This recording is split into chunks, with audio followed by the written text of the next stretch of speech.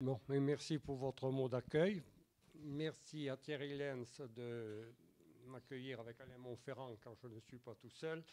Il y a mon maître de l'ouvrage qui est là, moi je n'étais que le maître d'œuvre. En tout cas, merci de nous accueillir dans vos murs. Alors, je vais vous présenter un sujet qui n'est pas très biographique, qui est assez technique, mais qui fait partie de la vie des hommes, qui fait partie de la vie militaire. C'est cette période qui fait le lien entre l'ère bastonnée, je vous en dirai deux mots très rapidement, et l'ère des grands camps retranchés qui vont être réalisés après 1870. On va changer complètement d'horizon et d'architecture. Alors, on démarre au départ avec la construction bastonnée. C'est de là que tout vient. Voici devant vous la citadelle de Belle-Île. Et l'on doit, cette ère bastonnée en France en particulier, on la doit à Monsieur de Vauban, le maréchal de Vauban, qui l'a porté à son niveau le plus accompli. Il ne faut pas oublier, pour éviter des malentendus, que Vauban n'est pas l'auteur de la construction bastonnée. Il l'a perfectionnée, mais en fait, elle voit le jour pour la première fois le siècle d'avant, au XVIe siècle, en Italie, et vraisemblablement dans les murs de Vérone. Voilà, ce sont des architectes italiens, toujours des gens très ingénieux, qui élaborent les bases du système bastionné. Ce système est assez compliqué, je vais vous épargner les détails car c'est tout un vocabulaire particulier, c'est comme compter les vertèbres du corps humain. Mais c'était un système qui correspondait à son époque, avec l'artillerie de l'époque, on y reviendra, et qui à partir d'un certain moment montre ses limites, et montre ses limites à l'occasion des guerres, et surtout des guerres de Louis XV. Voilà, l'artillerie fait des progrès, le matériel se perfectionne et on sait l'utiliser d'une manière de plus en plus efficace. Elle gagne en précision et en portée. Les places que les armées cherchent à faire tomber sont des places en général anciennes. On fait peu de constructions bâtonnées au XVIIIe siècle, un petit peu en France, à Metz, à Briançon, mais on en construit peu, pratiquement tout ce qui devait être fortifié l'est déjà. Or, ces places étant anciennes ne sont pas forcément entretenues comme elles devraient l'être, aussi bien au niveau des maçonneries que le matériel d'artillerie. Tout bêtement, les tubes d'artillerie reposent sur des affûts en bois et le bois, à un moment donné, on l'entretient, on remplace les pièces. Voilà. Dans les garnisons, on ne met pas forcément les meilleures troupes. Les meilleures troupes vont dans les armées en campagne. Et pour les gouverneurs, il en est de même. On ne met pas les plus vaillants, si vous voulez, à la tête de ces garnisons. Ce sont plutôt des gens âgés et qui n'ont peut-être pas forcément l'énergie pour entraîner une garnison. Et puis le système qui correspondait à une époque, malgré les progrès que l'on doit à Vauban, mais ce système avait quand même quelques défauts. Vient donc à ce moment-là le marquis de Montalembert, un personnage qui sort de l'ordinaire, atypique. Le voici, comme vous le regardez, là, c'est un portrait de Quentin Latour. Le personnage a l'air content de lui-même.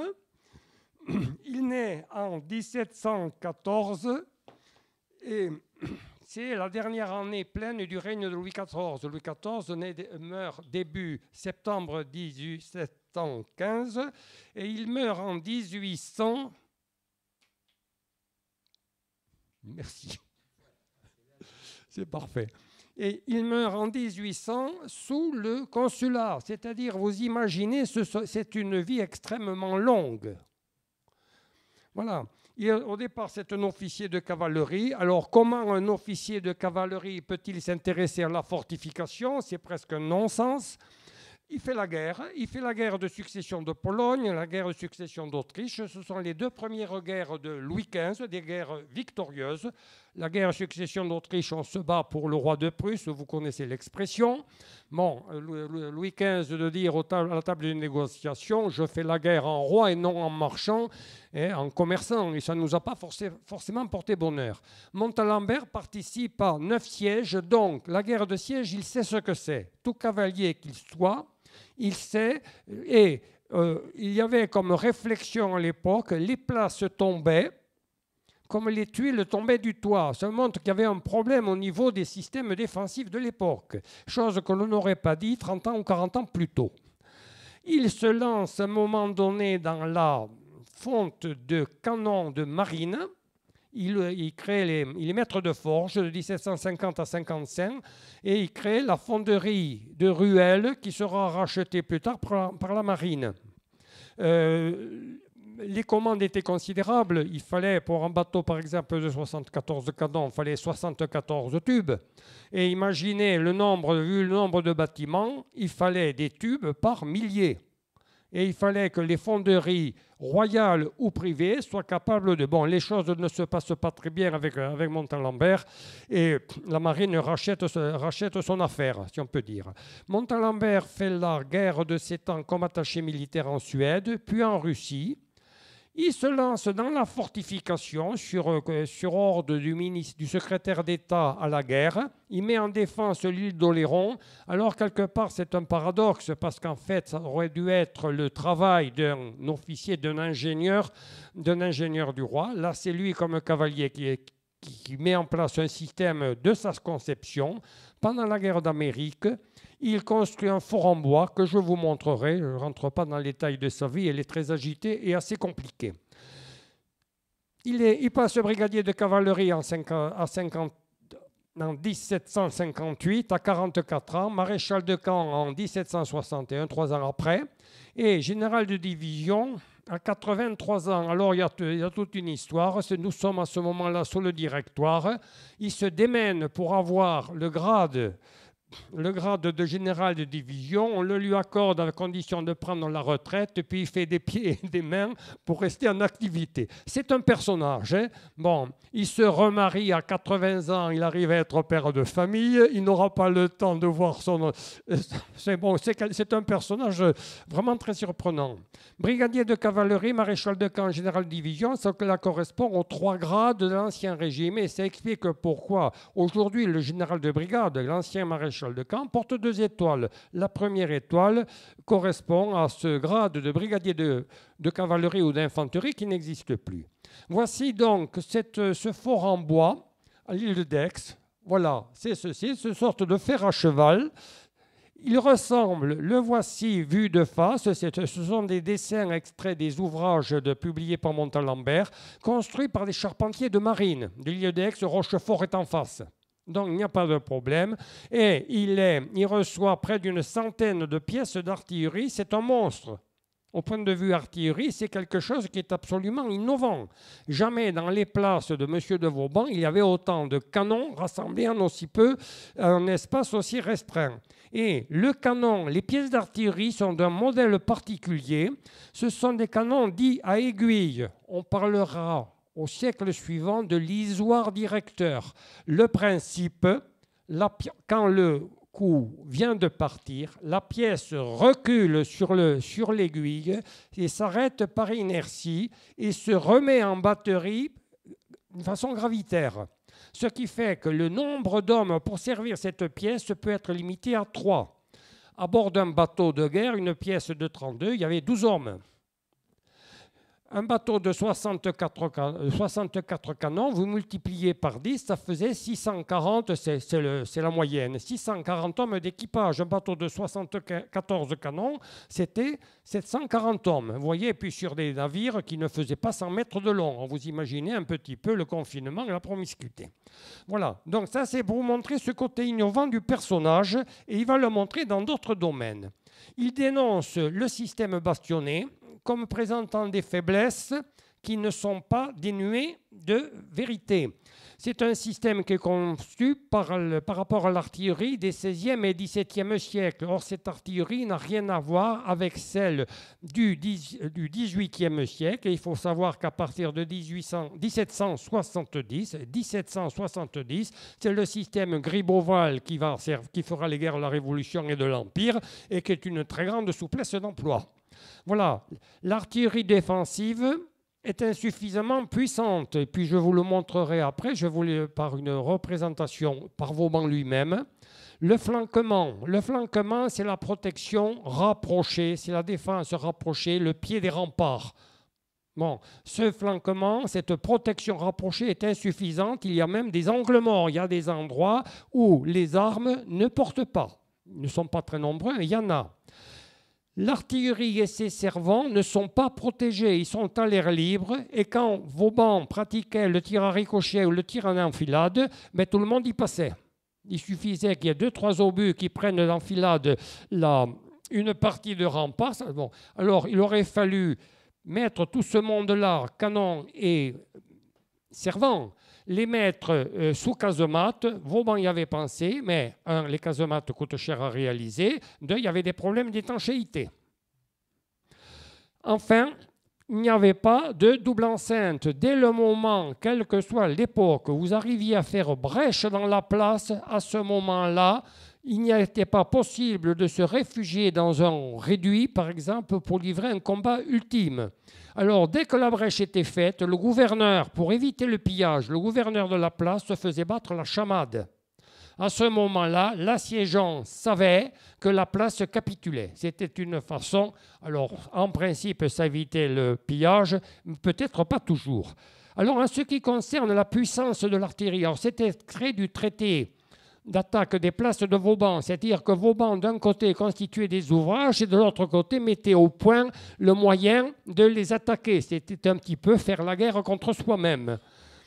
Alors, les pièces d'artillerie étaient concentrées en un point bien particulier et pour un boulet, j'allais dire un obus, mais vous comprenez ce que je veux dire, pour un boulet que la place pouvait expédier, elle en recevait une vingtaine en retour. Donc il y avait un déséquilibre et Montalembert voudra réagir à cette faiblesse du système, d'autant plus que l'artillerie gagne en efficacité, en cherchant à opposer à l'artillerie de l'assiégeant une artillerie aussi puissante, si ce n'est davantage. Alors, il conçoit, alors c'est du raisonnement un petit peu intellectuel, un système qu'il appelle la fortification perpendiculaire. Les lignes se flanquent perpendiculairement, c'est-à-dire que la protection des remparts, des courtines, des flancs, des ouvrages doivent être battues systématiquement et il ne doit pas y avoir d'angle mort. Et pour y parvenir, il faut qu'il y ait des ouvrages, je vous montrerai un dessin après qui expliquera, qui permet d'assurer ce flanquement perpendiculaire. Donc notre personnage écrit beaucoup. Alors il ne faut pas oublier aussi, nous sommes au siècle des Lumières, les esprits foisonnent un petit peu dans tous les domaines et de ce côté-là, Montalembert n'y fait pas exception. 11 volumes sont publiés sur 20 ans, c'est-à-dire du début du règne de Louis XVI, bon Louis c'est 1774, mais enfin, là, de 1776 à 1796 jusqu'au Directoire. Il n'arrête pas de publier et il défend son système de fortification perpendiculaire. Vous verrez, tout n'est pas perpendiculaire, le terme devient générique. C'est un système nouveau. Alors, on abandonne le système bastionné. Ça revient un petit peu à jeter le bébé avec l'eau du bain. On n'y renoncera pas toujours. On veut adopter, ça fait partie des propositions de Montalembert, un système tenaillé qui correspond au tracé des forts. Je vous montre rapidement une représentation, je n'insisterai pas, ce sont des tracés compliqués. Le système polygonal est beaucoup plus simple. Les systèmes de forts détachés. Alors, le système de forts détachés qui permettra de réaliser les camps retranchés plus tard. Mais lui, il en est le premier en mettant les ouvrages à portée d'artillerie les uns des autres, de telle manière à ce que si deux unités s'engouffrent entre ces deux forts, elles soient prises à partie par l'artillerie des deux ou de l'un d'eux. Bon, on appelle ça la continuité des feux. Une puissante artillerie défensive, c'est-à-dire le taux de pièces d'artillerie d'une façon ou d'une autre, par mètre linéaire de fortification, doit être beaucoup plus important que ce qui était dans la fortification bastionnée. Et enfin, il prône la réalisation d'une double enceinte. Or, tout ça, ça fait beaucoup de choses. Je vais vous montrer rapidement le système tenaillé. C'est un système en étoile, sachant que les rentrants par rapport aux saillants, et les rentrants sont à 90 degrés, et vous mettez des ouvrages qui permettent, des petits ouvrages de flanquement à l'intérieur, qui permettent de prendre en enfilade une partie droite, une partie gauche. Vous avez suivi? Bon. On continue. Le système polygonal, c'est beaucoup plus facile à expliquer. Donc, vous avez des ouvrages particuliers qu'on appelle des caponnières perpendiculaires au mur ou à la courtine, au rempart, qui prennent en enfilade. Là, c'est clair, il n'y a pas 1 centimètre de rempart, de courtine, qui ne soit battu par un tir de flanquement. C'est pour empêcher l'adversaire de se rapprocher. Alors, une parenthèse. Un fort a des missions d'interdiction, il doit pouvoir tirer loin, il doit présenter un obstacle en lui-même, il doit battre une route, par exemple, s'il est disposé tel quel, mais il faut qu'il assure en même temps sa propre défense, sa défense rapprochée. Et ces ouvrages-là, comme la caponnière, sont faits dans ce but-là. Je vais vous faire un petit peu peur. Voici un projet de caponnière de Montalembert. Ça sort de ces planches. En fait, c'est cette construction-là qui est énorme, serait un ouvrage de flanquement. Il y aurait une trentaine de canons d'un côté et de l'autre. Vous voyez comment sont disposés à tous les niveaux des pièces d'artillerie. On se croirait à l'intérieur d'un bâtiment de guerre de l'époque. Alors c'est dans le principe, parce que dans la réalisation, il faudra faire quelques concessions. Pas tout à fait ça. Et il imagine aussi, ça c'est du Montalembert, des tours d'artillerie. Alors ces tours d'artillerie, vous avez 2-3 niveaux, truffés, bourrés de canons, et qui sont en mesure de délivrer un feu de grande intensité tout autour. Tout ça, ce sont des dessins sur le papier, mais c'est proposé, ça commence à faire évoluer les esprits. Voici ces tours d'artillerie peuvent être des forts isolés et à proximité de tirs les unes des autres pour assurer la continuité des feux, mais elles peuvent servir en soutien d'un bastion. Donc vous avez ici, voici cette tour et vue par-dessus, cette tour qui couvre tout l'ouvrage. Voici une tour d'artillerie. À votre avis, de quand elle date? Elle date d'Henri VIII, 1539-1540. En Angleterre, à l'extrémité est, vous avez cet ouvrage, c'est le fort de Deal, ou Deal Castle, exactement. Et on est surpris de voir que bien avant Montalembert, des ingénieurs avaient déjà imaginé ce genre de construction. Et d'ailleurs, ces ouvrages détachés, ces tours, etc., les Italiens y ont pensé, il y a des ingénieurs allemands également qui ont pensé, et Montalembert n'a fait que reprendre ces idées-là et a essayé d'en faire une doctrine. Les forts détachés, c'est le fort de Cherbourg, et c'est un plan dessiné par Montalembert. C'est à l'époque, on en reparlera de Cherbourg, parce qu'il est question de protéger la rade. Et on va chercher à réaliser une digue dont je vais vous parler après. Vous avez un certain nombre, vous avez 2 ceintures de fort, une première ceinture intérieure et une ceinture extérieure, suivant le principe de la continuité des feux. Ces feux, alors ça permet d'économiser, quelque part, ça permet d'économiser de la maçonnerie. Parce que finalement, en jouant sur la portée des pièces qui s'appuient l'une de l'autre, c'est une chaîne. Bon, on se limite à la simple construction des forts. Ce n'est pas une petite affaire pour autant. Alors, que se passe-t-il chez nous en France? En France, vous allez vous rendre compte, c'était déjà avant l'heure, on ne fait jamais rien comme partout ailleurs en Europe. Alors, le corps royal du génie s'oppose avec la plus grande force à ces idées-là. D'abord, il y a quelque chose qui ne va pas. Comment un officier de cavalerie peut-il se mêler de construction, de génie, de fortification? C'est presque, bon, ce n'est pas possible. Ensuite, remettre en cause l'œuvre de Vauban, voire améliorée par Cormontaigne, qui est un autre ingénieur français au début du XVIIIe siècle, c'est presque porter atteinte à la mémoire de ces 2 personnages qui sont portés au plus haut, enfin au pinacle de la pensée française. Et puis la fortification bastonnée est d'abord et avant tout française, donc il n'est pas question que l'on y renonce. Ce qui fait que, imaginez comment les idées de Montalembert avec un tel tir de barrage peut passer, se diffuser. Eh bien, finalement, Montalembert arrivera à se faire des adeptes, et parmi eux, et non le moindre, vous trouverez Carnot. Carnot, qui sera très ouvert, ainsi que quelques rares officiers du génie. Et le patron du corps royal du génie, c'est Foucroy de Ramecourt, qui montera au créneau sans faire de jeu de mots pour défendre bec et ongle la pensée du grand Vauban et celle non moins grande de Montaigne, de Cormontaigne. Voilà, pour vous dire, ça c'est français, hein, on ne touche à rien. Les choses, alors maintenant, il y a l'esprit et la lettre, on prend du recul vis-à-vis de tout ça.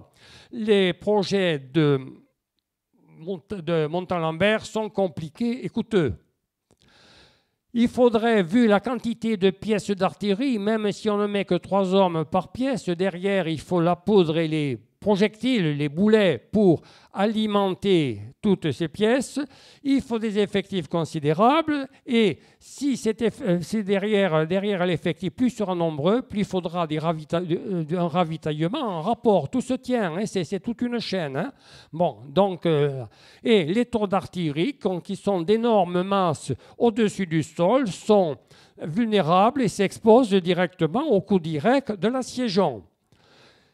Donc, alors que les ouvrages de Vauban cherchaient plutôt à s'enterrer dans le sol, on parle de défilement, c'est-à-dire il fallait se mettre à l'abri des coups directs le plus possible et offrir le moins de place possible à l'artillerie de l'assiégeant. Cependant, ce sont des idées. Montalembert arrive comme un chien dans un jeu de quilles et fait évoluer les esprits. Et puis ces esprits évoluent quand même, parce on se rend compte que le système bastionné a ses limites et il faudra qu'il y ait la Révolution française, le corps royal du génie disparaît, l'école du génie de Mézières, l'école qui formait les ingénieurs du génie, est fermée. C'est ensuite l'école centrale des travaux publics et l'année d'après, ce sera l'école polytechnique, donc là derrière il y a une certaine continuité, mais le recrutement sera beaucoup plus ouvert et les esprits qui veulent s'exprimer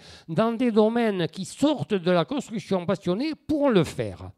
On va maintenir le système bastionné, il sera simplifié, mais vous avez déjà, puis je vous en montrerai d'autres après, mais on peut citer à ce moment-là, au moment du consulat en particulier, vous avez 2 ouvrages qui se détachent de ce que l'on faisait avant.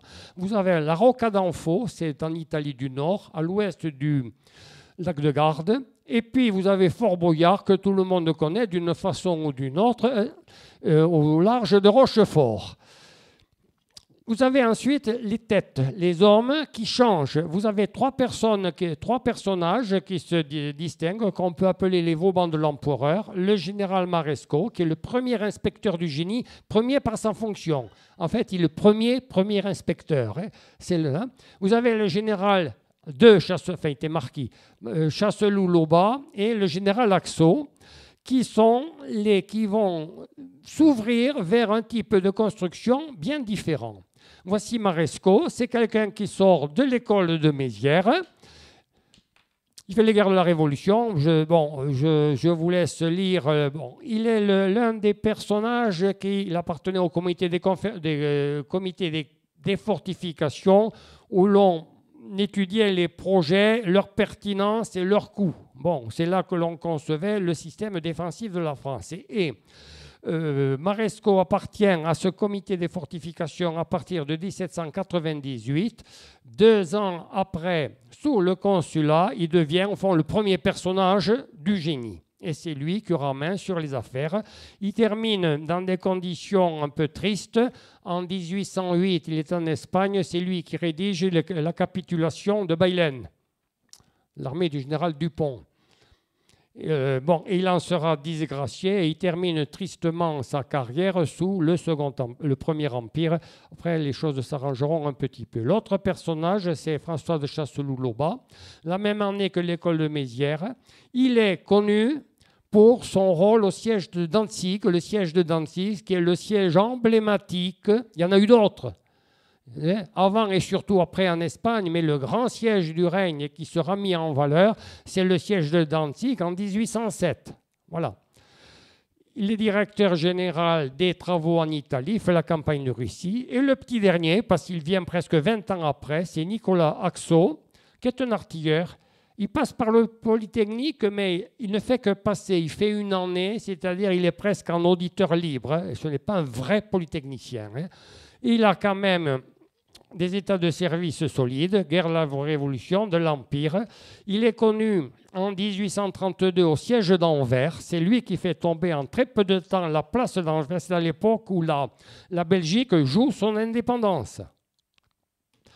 Et il fortifie un certain nombre de places après, sous la Restauration et au début de la monarchie de Juillet. Belfort, Grenoble, Besançon, etc.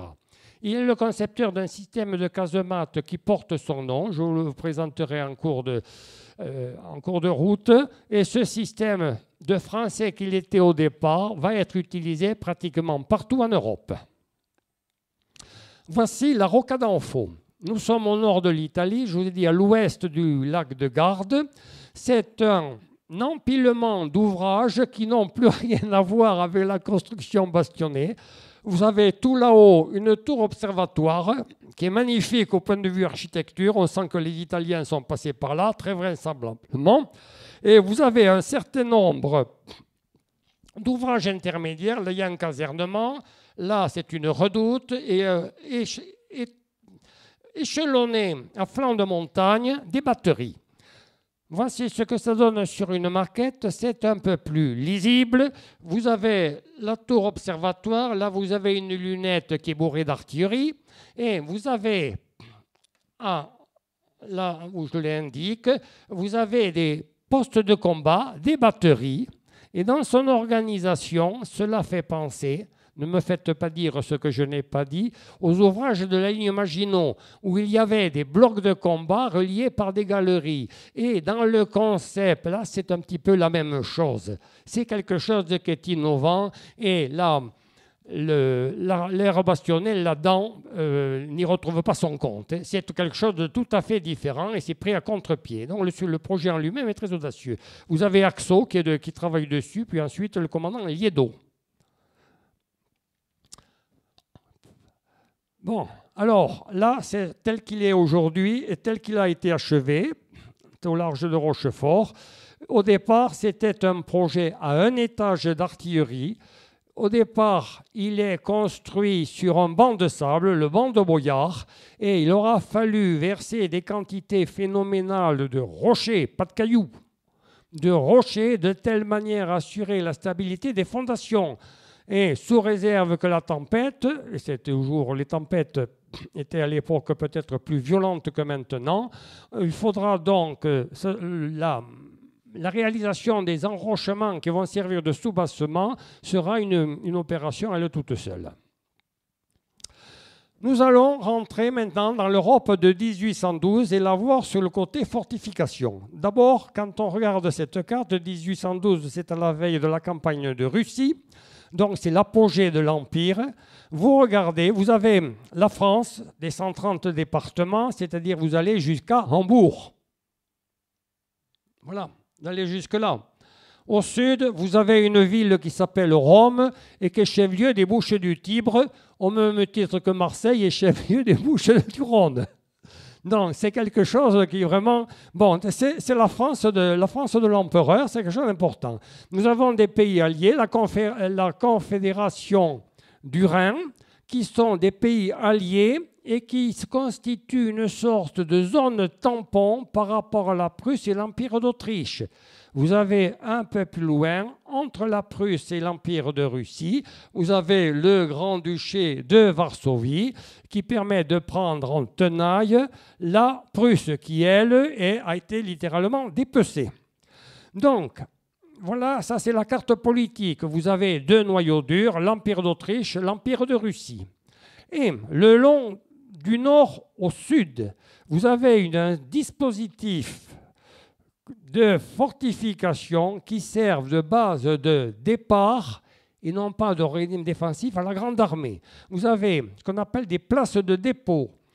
Wesel, Mayence, Strasbourg, Alexandrie, plus tard Zara, quand la côte d'Almat sera rattachée, c'est après Wagram, hein, ce sont des places de dépôt, de très grandes places qui contiennent des magasins qui peuvent accueillir des garnisons importantes, mais il s'agit de partir, non pas de se comporter, ces places n'ont pas un but défensif, c'est un but offensif. Ce sont des places, des bases de départ vers des expéditions dirigées contre l'Autriche, la Prusse, si la Prusse se remet à bouger, et l'Empire de Russie. Donc c'est quelque chose de gigantesque quand vous imaginez que tout est fait dans la tête d'un seul homme. Derrière, c'est la pensée de Napoléon et de personne d'autre. Hein. On va parcourir ce système. Je veux dire défensif, il est défensif peut-être, mais il est surtout offensif. Vous avez au niveau des îles de la Frise, hein, voilà, vous avez la flotte hollandaise s'abritait au Texel. Nous sommes passés par là quand la Révolution, quand la flotte s'est retrouvée prise par les glaces. Hein. Et le Helder, le Helder que Napoléon qualifiait de Gibraltar du Nord. Des ouvrages sont réalisés de manière à contrôler l'accès aux Zuiderzee, le mer intérieur. Et voici comment s'organisait le Helder. Ce sont 3 ouvrages à peu près bastionnés, mais ils ne sont pas indépendants. Ils forment système entre eux. Ils sont tous reliés par des canons. Et là-haut, l'eau ne manque pas. Hein, c'est-à-dire le terrain est suffisamment bas pour pouvoir creuser et avoir les canons qui participent à la défense. C'est un système particulier, quelque chose qui est assez nouveau, qu'on ne voyait pas sous l'Ancien Régime. Bon, et vous avez le Fort Morland, qui est un avant-poste. Vous avez ensuite, je ne vais pas tout vous montrer parce qu'il faudrait y passer des heures et demain matin on y serait encore. Je vous montre certains ouvrages caractéristiques. Nous allons nous arrêter à Ostende. Ostende, il y a 2 ouvrages pentagonaux qui sont construits sous le Napoléon assez tardivement, vers 1810, 1811. Vous avez le fort impérial, le fort royal. Après la chute de l'Empire, il y aura un partage des appellations. Le fort impérial va devenir fort Napoléon, le fort royal, fort Wellington. Et aujourd'hui, il y a pour les courses à chevaux, un hippodrome, merci. Voilà, il y aura un hippodrome. Voilà. Bon, donc, ce sont des ouvrages, c'est du Montalembert, ce sont des ouvrages tout à fait nouveaux. Voilà à quoi ça ressemble. Et vous avez Pentagone avec des traverses. Ces traverses sont des caponnières. Pensez à ces constructions que l'on a vues qui battent les flancs. C'est un petit ouvrage, mais il n'en demeure pas moins que la construction bastonnée, rien. Nous descendons le Rhin. Nous allons le faire ponctuellement. Il y a la place de Wesel, place de Cassel et de Strasbourg qui sont des places de dépôt. Mayence et Strasbourg ont en face d'elle une tête de pont, c'est Cassel et Quelle. En revanche, à Wesel et Venlo, j'ai choisi de prendre Venlo, vous avez de part et d'autre de la Meuse, par exemple. Dans la mesure où ça existe, Napoléon fait en sorte qu'il y ait un ouvrage de part et d'autre. Ce qui fait qu'il y aura un grand ouvrage qui est le corps de place, et de l'autre côté, un petit ouvrage qui est une tête de pont et qui est un système à double effet. C'est-à-dire soit partir vers l'Est dans les expéditions de la Grande Armée, soit dans un cas inverse de repli, de retraite, à ce moment-là, il y a une place derrière, de l'autre côté du fleuve, qui permet de recueillir les troupes qui reculent. Voilà, vous avez la même chose à Wesel. Wesel, là, nous sommes sur le Rhin. Il y avait la place d'époque avec sa citadelle. Et en arrière, vous avez la citadelle Bonaparte et la citadelle Napoléon qui sortent de terre. Voilà, donc ils servent de tête de pont. Et le village de Buderich, qui est ici, est carrément rasé pour dégager les champs de tir, et Buderich sera reconstruit un peu plus bas. Nous allons aller en Italie. Alors, pour ceux qui connaissent bien, enfin, c'est le cas de vous tous, l'histoire de l'Italie, l'Italie est française. Du nord au sud, il y a le royaume d'Italie, le royaume de Naples, d'abord concédé à Joseph, puis ensuite à Murat. mais on reste en famille. Et puis vous avez donc, comme je vous disais tout à l'heure, ces départements français, c'est la zone blanche, correspond à des régions départementalisées. Mon épouse était d'origine italienne, elle est de la région voisine d'Alexandrie. Eh bien, elle a des ancêtres vers 1810 qui sont français et j'ai retrouvé dans l'état civil des états civils rédigés là-bas en langue française et non en italien. Voilà. Alors, nous allons voir la défense du royaume d'Italie. Vous avez l'Autriche qui est la grande puissance et quand vous regardez bien l'histoire du Premier Empire, qui reprend les armes régulièrement, c'est d'abord l'Autriche. Certes financée par la cavalerie de Saint-Georges, par l'argent anglais, mais n'empêche quels sont les hommes qui montent au feu? Ce sont des soldats autrichiens. Alors vous avez deux places qui sont en avant-poste, les places d'Osopo et Palmanova. Retenez Palmanova, on va y revenir.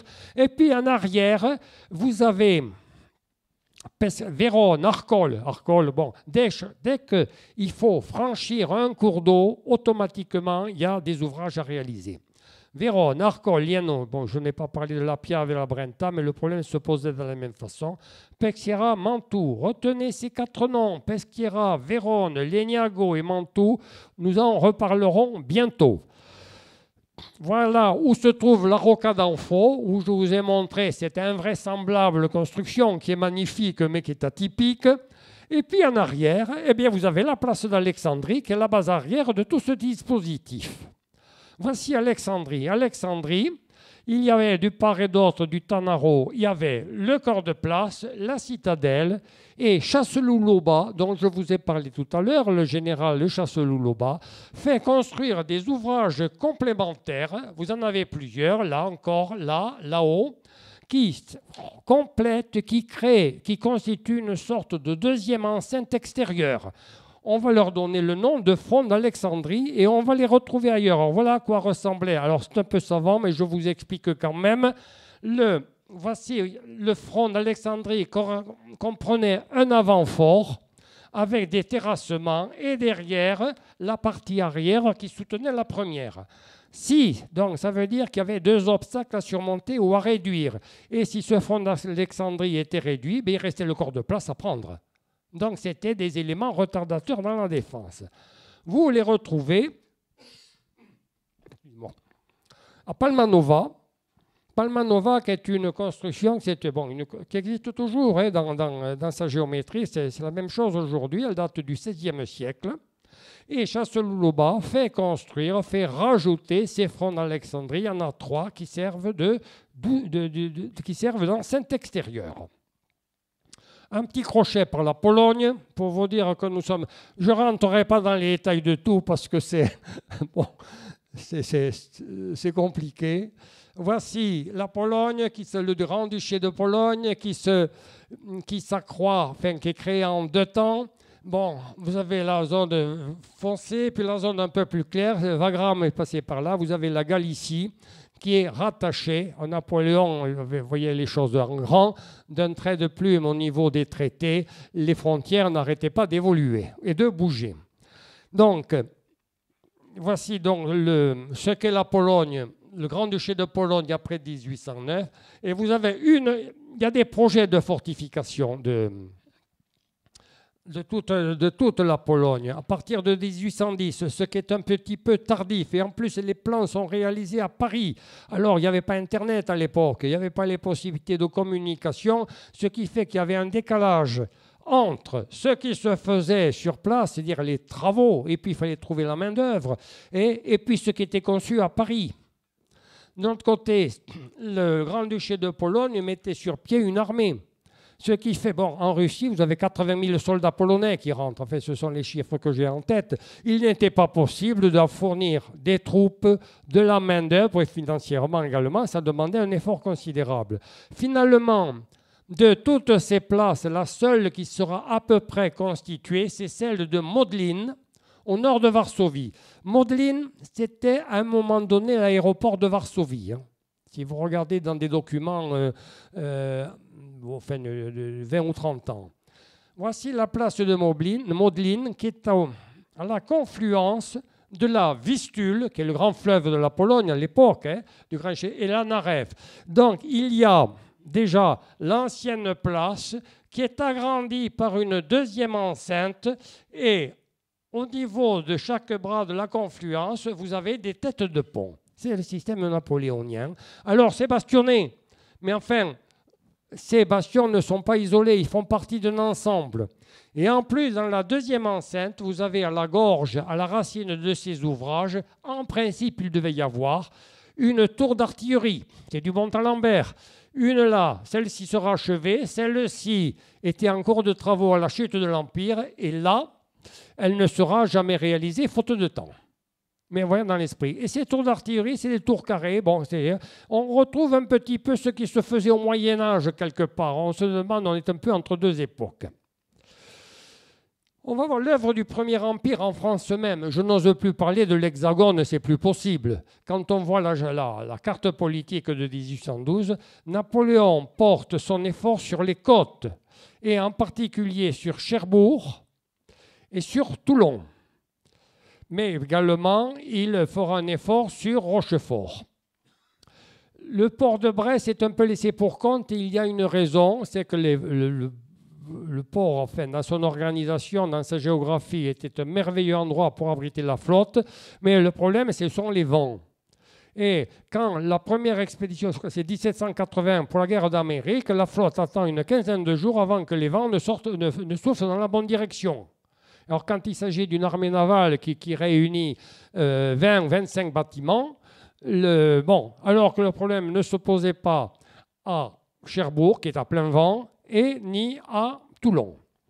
Vous avez des fours-types. Ça, c'est la première fois que l'on voit ça. Et là, on est un peu dans l'esprit de système de Napoléon. Et des tours modèles de 1811, ce sont des ouvrages types sur un plan unique que l'on reconstruit à l'identique, quel que soit l'endroit où il est construit, où l'ouvrage est construit. Ça, c'est nouveau. Alors, il y a dans les forts types, il y en a deux. Il y avait le grand modèle. Alors, il y en a un à l'île d'Aix, je vais vous le montrer. Il y en a un à Toulon, le fort Napoléon aussi. L'un fait 90 mètres de côté, ce sont des quadrilatères. L'autre en fait 50. Mais bon, et les tours modèles de 1811, voici déjà Cherbourg. Alors, Cherbourg, le grand problème, c'est de réaliser la digue. On a la même chose, le même problème qu'à Fort-Boyard, sauf que c'est sur une distance beaucoup plus grande.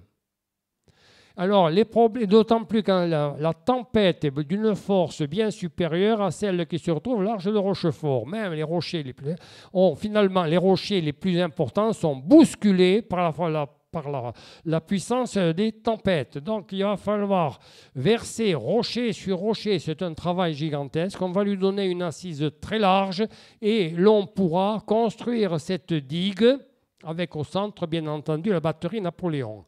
La première fois que l'on construit ce genre de digue, c'est sous Louis XVI, en 1784, au lendemain de la guerre d'Amérique. Donc, il y a des cônes en bois remplis de rochers que l'on amène au niveau du point où le bois sert d'emballage, et on coule le cône à cet endroit-là. Ce sont des emballages de bois en forme de cône et on devait en couler un certain nombre de telle manière. C'était les premières opérations et Napoléon va donner suite, on n'arrivera jamais au bout, faute de temps. Alors il y a trois forts qui soutiennent cette digue et qui protègent la Grande Rade, les forts de Querqueville, le Haut-Main et le fort national. Je vais vous montrer et vous serez assez surpris. Le fort de Querqueville date de la fin de l'Ancien Régime. Montalembert est passé par là parce qu'en fait, c'est un ouvrage semi-circulaire. Il n'y a plus de tracé bastionné avec une centaine de canons, tous sous casemate. Et là, nous sommes à la fin de l'Ancien Régime. Montalembert, quelque part dans l'esprit des gens, est passé par là.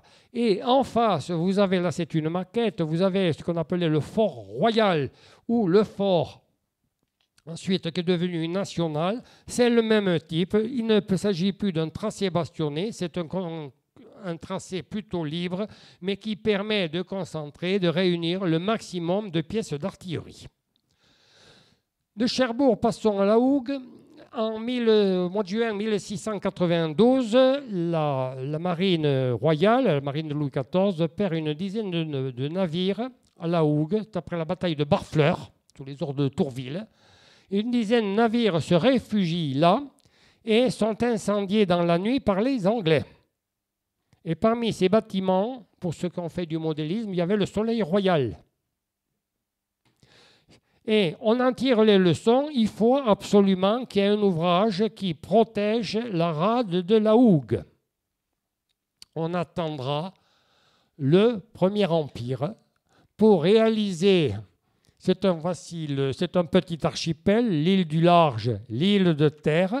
Sur l'île de Large, on va construire une tour de 50 mètres de diamètre, un petit peu plus, qui est une tour d'artillerie. Voilà à quoi elle ressemble. Et les fossés périphériques taillés dans l'eau sont réalisés sous le Second Empire. Et souvent, le Second Empire va prendre la suite des chantiers entrepris auparavant.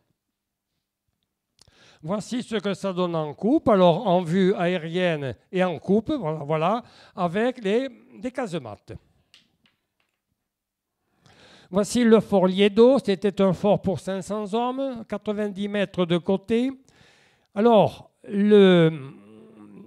ne voyez pas d'emplacement, tout est casematé. Donc, on commence à retenir les leçons du siècle précédent. Et la même chose à Toulon, c'est le même dessin, sauf que le fort est 2 fois plus petit, pour 250 hommes à Toulon, et c'est le seul ouvrage construit sous le Premier Empire. C'est à Toulon. C'est du bastionné, mais ce n'est plus le même bastionné qu'avant. Voici une tour modèle 1811, c'est une tour modèle, on va en répéter un peu partout. Là, c'est la tour du Toulenquet qui est à la pointe, au niveau de la pointe de Crozon, en Bretagne, mais vous en avez une à Toulon, vous en avez une à Rochefort, vous en avez un petit peu partout. Ce sont des tours de défense et des tours d'observation. On a l'impression de se retrouver dans une construction du Moyen-Âge. 1815, on va sortir du Premier Empire et on va s'orienter vers l'Europe du Congrès de Vienne. Une parenthèse sur la France occupée. J'ai trouvé cette carte sur Internet. C'est quelque chose qui n'est pas connu. Vous voyez que parmi les puissances qui occupent la France, vous avez les Britanniques, vous avez les Russes, vous avez les Autrichiens, ce qui est normal. Mais vous avez d'anciennes puissances de la Confédération du Rhin. Bavarois, Essois, Wurtembergeois, Badois, Saxons aussi, parce qu'ils ont été alliés de la France à un moment donné. Vous avez même les Suisses qui s'y mettent, mais il ne faut pas oublier que la Suisse était sous occupation française. Les Piémontais, sachant que le Piémont avait été départementalisé, était devenu une région française. Voilà. Et l'Europe de 1815, c'est l'Europe du Congrès de Vienne, ou des Congrès de Vienne de 1814 et 1815, s'oriente d'une façon tout à fait différente. D'abord, la France revient dans son hexagone de l'Ancien Régime. Deuxièmement, vous avez 2 États tampons qui sont constitués, les Pays-Bas et le Piémont. Les Pays-Bas sont constitués, c'est Londres qui est derrière, et les Anglais vont décider de la politique générale de l'Europe. Quelque part, il y a une certaine constance qu'on va retrouver jusqu'à la guerre de 14. Après, ça sera autre chose. Les anciens Pays-Bas autrichiens, qui sont les anciens Pays-Bas espagnols, qui deviendront la Belgique, province catholique, sont rattachés d'office à l'ancienne Hollande et deviennent ensemble le royaume des Pays-Bas. Au sud, la République de Gênes ne renaît pas de ses cendres, elle est littéralement absorbée à la Maison de Savoie, toujours sur volonté des Anglais. Vous avez le Milanais et la Vénétie qui deviennent autrichiennes. Alors survivent, vous avez le Grand-Duché de Toscane, le Grand-Duché de Modène, vous avez les États du pape et l'ancien royaume de Naples devient le royaume des 2 Siciles. Or ça, c'est la carte politique. À l'intérieur, en Europe centrale, les puissances centrales, on peut dire, on ne parle pas encore des empires centraux, constituent ce qu'on appelle, sous l'autorité de l'empereur François Ier d'Autriche, constitue la Confédération germanique. C'est une confédération qui est dirigée contre la France. Elle est militaire. elle a des troupes et elle met en place un système défensif. Des troupes, c'est plusieurs corps d'armée. L'Autriche met sur place 3 corps d'armée. La Prusse en met 3. La Bavière en met 1 ou 2. Et ainsi de suite. Et si les États sont trop petits pour fournir un corps d'armée, ils fournissent une division. Ainsi de suite. Et ces troupes sont tenues par un accord qui relève du cadre de la Confédération germanique sous les ordres de l'empereur d'Autriche. On avait proposé à François Ier de reconstituer le Saint-Empire romain germanique. Ce n'est pas tout à fait la même chose, mais ça en est une succédanée. Voilà. Et tout cet ensemble correspond et dirigé essentiellement contre la France, au moins dans une partie, et dans l'autre direction, dirigé contre la Russie. Nous allons partir du nord, de la Belgique. Vous avez un système défensif assez compliqué de places qui sont conçus par le général Wellington. Il fournit un rapport après une reconnaissance des lieux, et puis la Belgique, il connaît bien. Ça explique pourquoi au stand, vous avez un fort qui s'appelle Fort Wellington à un moment donné. Donc, vous avez un certain nombre d'ouvrages, je ne rentre pas dans les détails, mais qui assurent la défense de l'Europe. Bon. Vous avez Ostende, Nieuport, là c'est l'Escaut et ici c'est la Meuse. Là, la Meuse est ici. Voilà. En Europe centrale, vous avez une ligne de défense. Non, vous avez d'abord une ligne de défense sur le Rhin. Vous en avez une autre au niveau de la Weser, Minden et Erfurt. Et puis ensuite, vous avez en avant de Berlin sur l'Elbe. Vous avez 5 places, Luxembourg, Mayence, Landau, Rastatt et Ulm, qui ont le statut de puissance, de place fédérale et qui sont construites avec les indemnités de guerre de la France. Je crois que c'est 7 milliards. C'est ce chiffre-là. Alors vous allez voir, ça va être réparti entre les différents pays vainqueurs, mais une partie de cette indemnité de guerre va servir à construire des places tournées contre nous. Et plus des places dites nationales. Ulm, par exemple, est une place fédérale. Ingolstadt est une place nationale.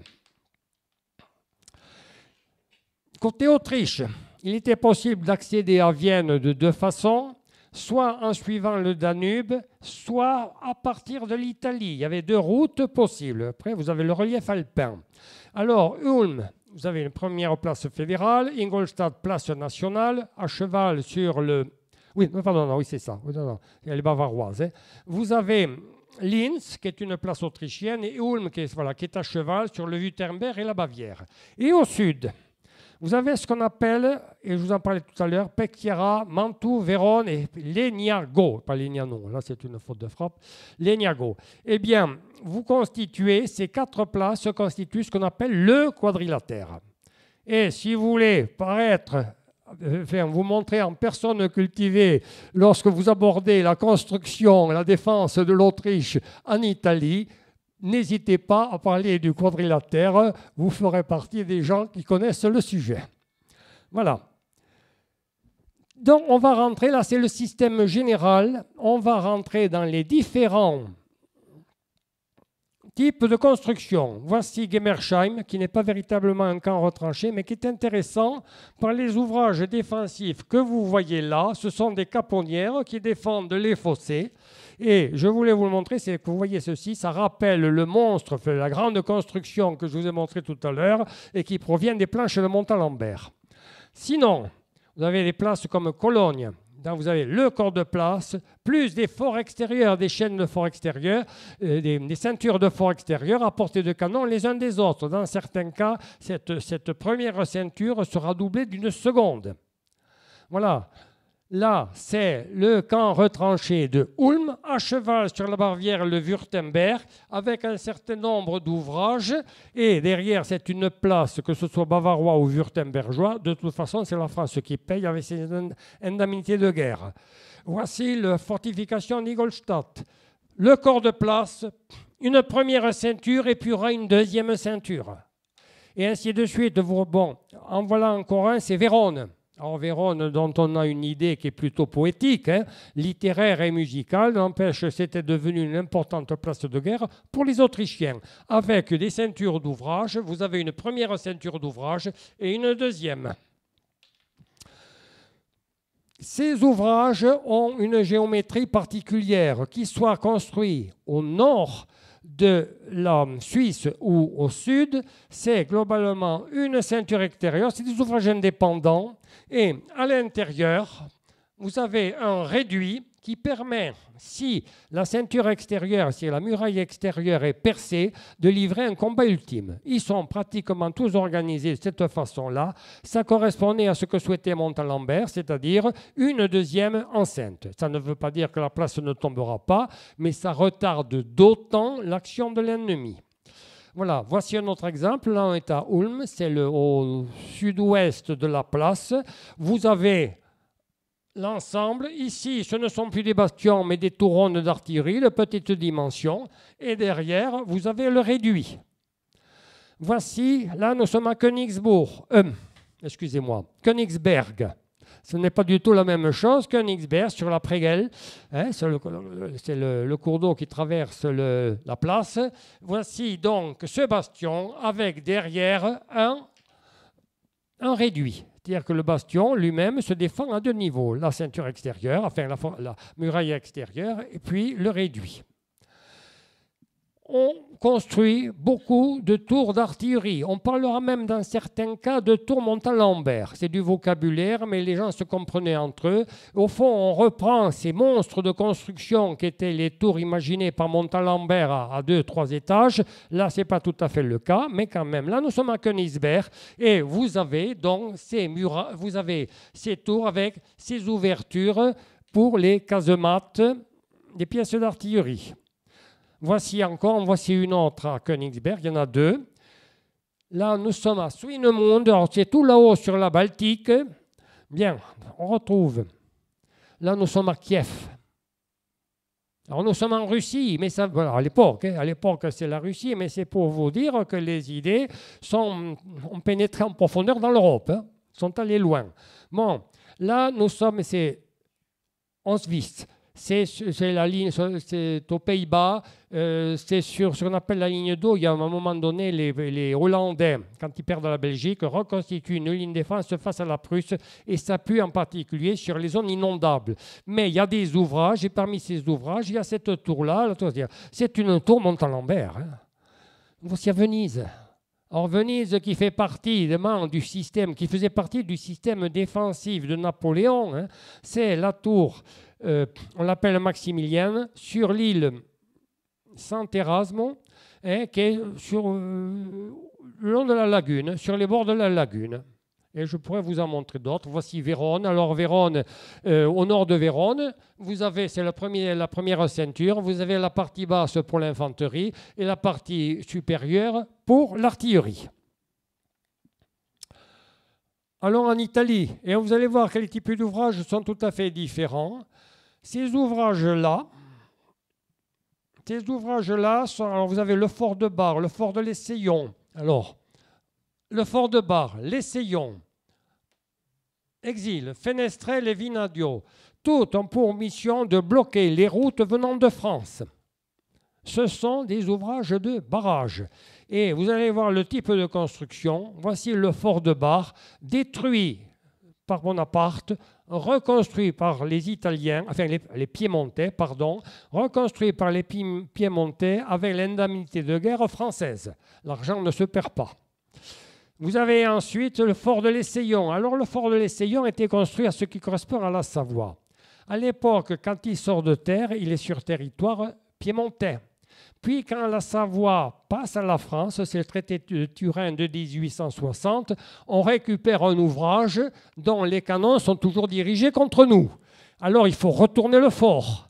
Eh bien, pour retourner le fort, ce n'est pas compliqué. Enfin, je vous dis ça rapidement. Ce n'est pas compliqué. On perce des meurtrières, des casemates sur le flanc, en direction de là d'où pourraient venir les troupes sardes. Voilà, c'est ce qu'on appelle retourner l'ouvrage. C'est plus facile à dire sur le papier que dans la réalisation. Voici le fort d'Exil. Le fort d'Exil, alors c'est pareil, c'est un barrage de pièces d'artillerie et l'ouvrage est assez imposant. Voici le glacis qui correspond aux pièces d'artillerie. Pour derrière, vous avez la garnison, la défense rapprochée, tout le système. Comme construction, il est énorme. Alors, Fenestrelles. Les Fenestrelles, c'est un ouvrage qui date du XVIIIe siècle que Napoléon a épargné. Il est construit par celui qui est le grand homme dans le domaine de la fortification au début du XVIIIe siècle, qui s'appelle Bertholat. Bon, il est le grand homme, il est un peu leur Vauban, c'est-à-dire le Vauban piémontais. Vous avez un dénivelé de plus de 600 mètres, c'est une sorte de muraille de Chine. Bon, eh bien, il a un rôle également, son rôle c'est d'interdire une route. Et enfin, la construction de Vinadio. Or, Vinadio s'est fait beaucoup plus tardive, elle est faite sur les finances piémontaises et non plus sur les nôtres. Les indemnités de guerre devaient être épuisées. Voilà à quoi ressemblait la construction. Et alors, tout ce qui est italien est grandiose, théâtral, magnifique. Et il ne faut pas oublier que c'est une nation de bâtisseurs. Ils sont nés tous leur truelle à la main et ils font les choses. Bon, vous retrouverez la même chose en Autriche, dans le Tyrol, c'est le Frankenfest, mais les ouvrages, la plupart des ouvrages autrichiens sont faits beaucoup plus à l'économie. Là, les Italiens, en plus, c'était nous qui payons et pas eux. Et donc, ils donnent dans le grandiose. Et forts à canon. Alors, des forts à canon, ça expliquera pourquoi on a évité d'attaquer pendant la guerre de Crimée Saint-Pétersbourg et de rentrer de vive force dans le port de Sébastopol. Voici Saint-Pétersbourg, voici Kronstadt, l'île de Kronstadt, et derrière, vous avez pas loin Saint-Pétersbourg. Et vous avez un ouvrage ici, le fort Alexandre, je ne vous montre pas tous, que vous ayez une idée, 116 canons, c'est un fort brouillard, mais un peu plus grand. Et à Sébastopol, on va attaquer, vous voyez par où on fait. Il n'est pas question de rentrer dans le fort, dans le port, qui est défendu par des ouvrages de la même importance et tout aussi garnis de pièces d'artillerie, autant les uns que les autres. En voici un, c'est le fort Constantin. Bon, c'est pas la peine. La flotte française ou la flotte britannique aurait été mis en pièces. Alors donc, on fera le tour par le sud. Ces pièces d'artillerie sont logées, là on en parle maintenant, ces pièces d'artillerie sont logées dans ce qu'on appelle des casemates axiaux. Le problème des canons sous casemate, c'est la fumée. Il me reste combien de temps là?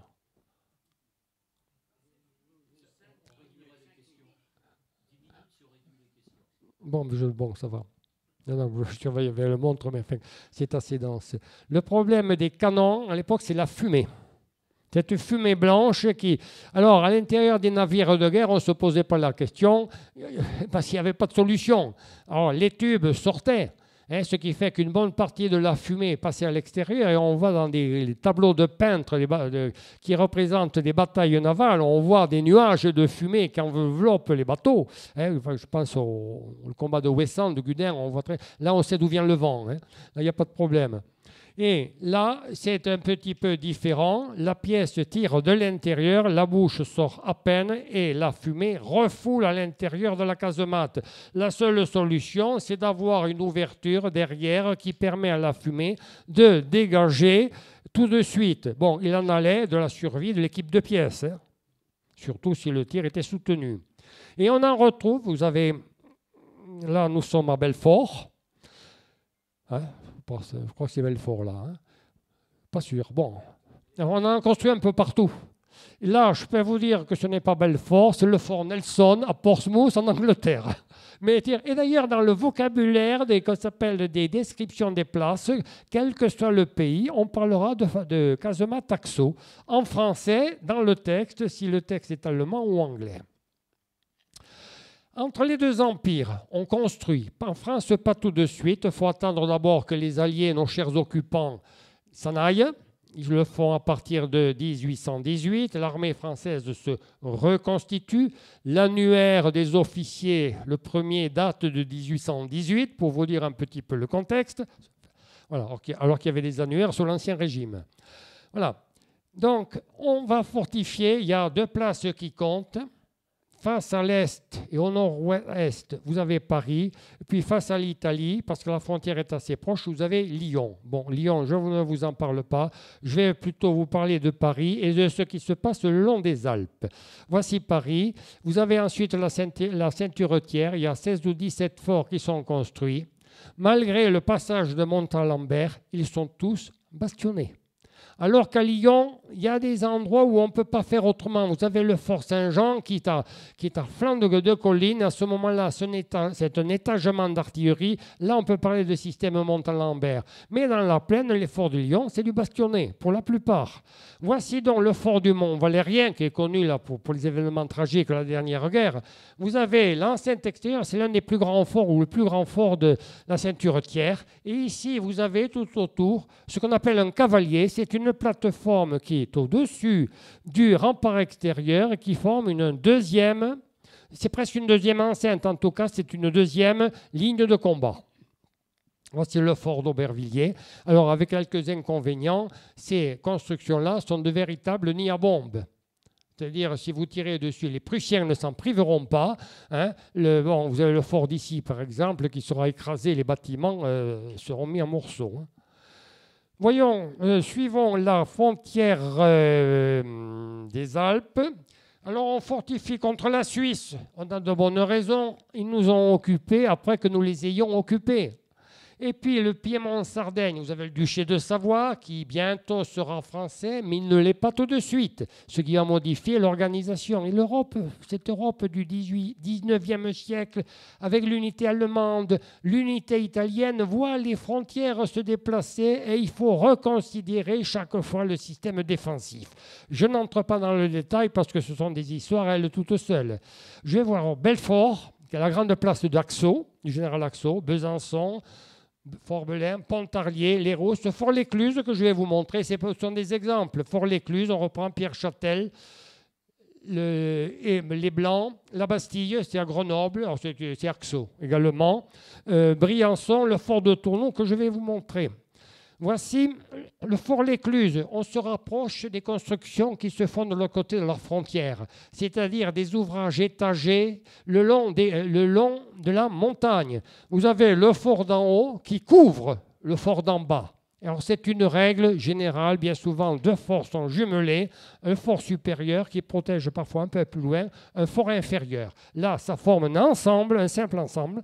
Donc vous avez le fort d'en haut et le fort inférieur, les voilà. Alors, vous voyez comme construction, ça rappelle ce que les Italiens faisaient, ont fait, ou les Italiens, les Piémontais. Voilà. Et en dessous, vous avez le fort inférieur où la construction bastonnée conserve un petit peu ses droits, mais l'ensemble est quand même casematé ou organisé différemment. Le fort de Tournon.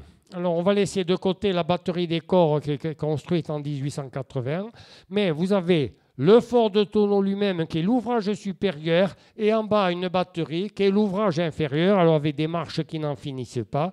Vous avez une route d'accès en Italie. Enfin, dans le Piémont, vous aviez des routes d'accès à ces forts qu'on appelait la Strada dei Canoni, c'est-à-dire la route de l'artillerie qui permettait, au moment où la guerre était déclarée, de garnir les postes de combat de leurs pièces. Voici, et voilà ce que ça donne. Ça fait penser un petit peu à Fenestrelle, toujours ces constructions étagées. Le Second Empire, on arrive au bout. Alors, le Second Empire achève, il ne peut pas en être autrement, les constructions antérieures. Commencé sous la monarchie de Juillet, voire sous la Restauration. Voilà. Toujours Napoléon III porte toujours ses efforts sur Cherbourg et Toulon, laisse Brest de côté, même s'il y a des améliorations qui sont faites. Et on va partir de la bataille de Sadova, c'est le début juillet 1866. La victoire prussienne sur l'Autriche provoque une douche froide, pour ne pas le dire autrement, surtout en France en particulier, et l'armée prussienne devient la grande menace. À ce moment-là, il faut fortifier les places de l'Est. Fort Boyard, on en a déjà parlé, il est terminé en 1854 et il est dépassé. Alors le seul usage qu'on lui trouve, le seul usage pratique, c'est de servir de prison. Vous avez Cherbourg. Cherbourg, terminé en 1854. Napoléon III fait les honneurs à la reine Victoria, fait les honneurs du port, qui est tout à fait, il y a la plus grande rade d'Europe, enfin, c'est le plus grand bassin d'Europe. C'est quelque chose d'impressionnant. Les travaux ont commencé en 1784. Donc, Napoléon III en fait les honneurs à la reine Victoria et à son mari Albert. Ça provoque un sentiment assez partagé parce que la reine Victoria, si elle s'entendait bien avec Napoléon III, n'en était pas moins britannique. Et vous avez l'opinion publique derrière qui s'inquiète de la menace française. On en parlait tout à l'heure. Voilà. Bon, ça va donner naissance à toute une campagne de travaux autour des ports britanniques qu'on va appeler les folies Palmerston. Derrière, il y a un mouvement de paranoïa. Et c'est l'effet secondaire de l'achèvement du port de Cherbourg. Et Napoléon III fait construire, ça sera le dernier ouvrage, le fort Chavignac. En voici une maquette. C'est un ouvrage de casematé. Voici la digue telle qu'elle est aujourd'hui, alors qu'il se perd à l'infini dans la distance et qui finalement a résisté compte tenu des travaux qui ont été faits, travaux de soubassement en particulier, qui est capable de résister aux tempêtes les plus puissantes. Enfin, Metz. Alors Metz est en première ligne par rapport à la Prusse. Il ne faut pas oublier, si vous avez en tête cette carte de la Prusse, grâce au traité de Vienne, elle s'étire d'est en ouest de la Russie jusqu'à la frontière française. Ça va lui servir d'ossature, de colonne vertébrale pour réaliser son unité, quitte à faire avec les méthodes prussiennes, c'est-à-dire des annexions pures et simples, dont le Hanovre qui dépendait de la couronne d'Angleterre. Voilà. Alors à Metz, on devait faire 8 forts, on n'en construira que 4. Il y a le fort de Saint-Quentin, le fort de Plappeville, le fort Saint-Julien et le fort de Queuleux. Ils sont conçus par le lieutenant-colonel Serré de Rivière, à l'époque, il en fait des ouvrages tout à fait différents qui se démarquent de ceux faits autour de Paris. Tout est casematé, cloisonné, le parfait et les casernements sont mis à l'intérieur des remparts. On termine. Alors, le 19e siècle a retenu la nouvelle fortification, l'artillerie puissante sous casemate. Voilà. Fort détaché, continuité des feux, l'artillerie le permet. Les progrès avec l'artillerie grillée encore plus. Dilatation nationale à l'étranger, on refuse le système bastionné. D'abord, parce qu'on le considère dépassé. Deuxièmement, parce qu'il est français. On ne garde pas un bon souvenir de la présence française. Il n'y a qu'en France qu'on reste attaché au système bastionné pour des raisons culturelles. Et vous voyez même avec le dernier fort là, construit par Serré de Rivière, on est encore dans le système bastionné. Il y a une